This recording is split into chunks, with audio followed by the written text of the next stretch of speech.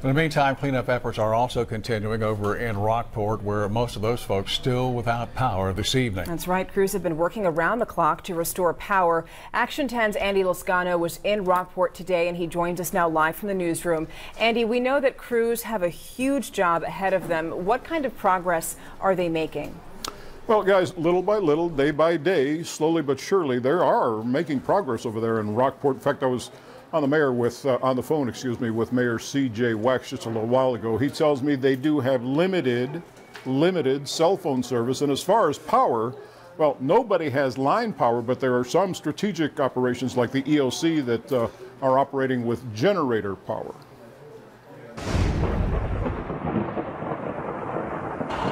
The sun's shining brightly and skies are blue again in Rockport and the coastal bend. What a glorious day.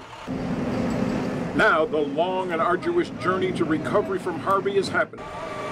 First order of business and foremost is repairing and replacing downed utility poles and power lines along major roads like here on Pearl Street.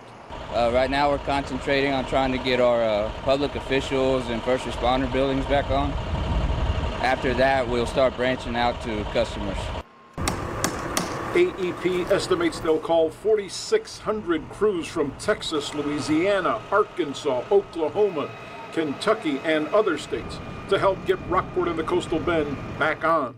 All of these crews here, be it AEP or, for instance, this crew here from Kentucky, they're telling us that they're planning on working 16-hour days to make sure they restore power to not only Rockport, Port Aransas, and all other areas of the coastal bend who need their help.